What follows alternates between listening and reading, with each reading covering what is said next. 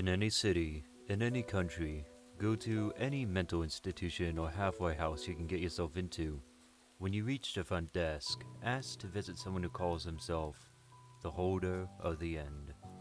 Should a look of childlike fear come over the worker's face, you will then be taken to a cell in the building.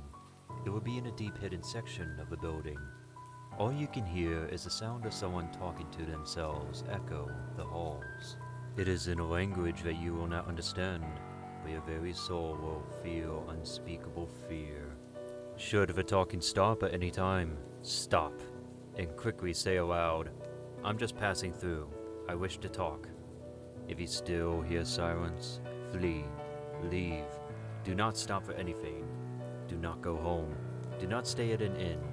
Just keep moving, and sleep where your body drops. You will know in the morning if you've escaped. If the voice in the hall comes back after you, out of those words, continue on.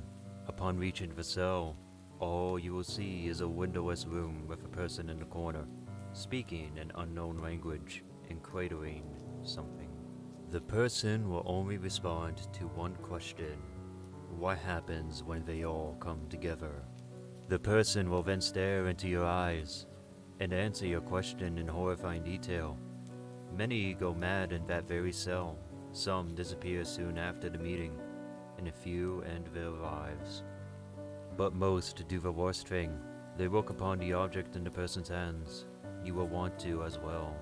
Be warned that if you do, your death will be the one of a cruelty and unrelenting horror. Your death will be in that room, by that person's hands.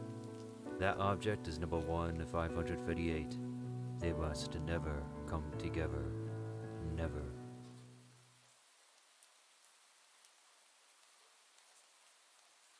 In any city, in any country, go to any mental institution or halfway house you can get yourself into. When you reach the front desk, ask the clerk for permission to visit someone who calls herself the holder of a beginning. A small smile will work its way over their mouth, almost as if to say, "You fool." You will then be taken down a long hallway, long enough that you expect it to read outside the building, yet, in clear violation of the laws of space and physics, it instead reads deep into the heart of the institution. The hall will be forever silent. Even if you try to make noise, screams will die before leaving your mouth, and footsteps will be muffled. In lieu of speech, your guide will simply point to a door. Beyond it lies a cozy room filled with pleasant yet unidentifiable perfume. At the room's center, a beautiful woman holds her empty arms as if she's cradling something. This room will remain just as silent as the hallway that led to it, until you ask a singular question. Why were they separated? The woman will then explain in excruciating detail every horrific event in history, every beating, every war, every rape, every killing. No travesty in the history of the universe will escape your ears, and when she finishes, all will fall silent, and you will be free to leave. It is up to you to do what you want with this information. That woman is Object 2 at 538. It is up to you if they should be joined or not. In any city, in any country, go to any mental institution or halfway house you can get yourself into. When you reach the front desk, ask to visit someone who calls himself the holder of eternity. A sigh might escape the worker as they look upon you with the utmost pity. They will take you down a flight of stairs that you might expect to lead to the basement. They don't. As you press deeper and deeper into the underbelly of the institution, you will begin to hear a chorus of screams. At first, it will be barely audible, as if originating from a point of great distance away. But as you approach the end of a hallway, the screams will grow clearer and more thunderous, until they drone so loudly as to consume all other noises. The din will quickly become so painful that you will feel the unrelenting urge to crawl at your own ears to escape it. Resist this impulse.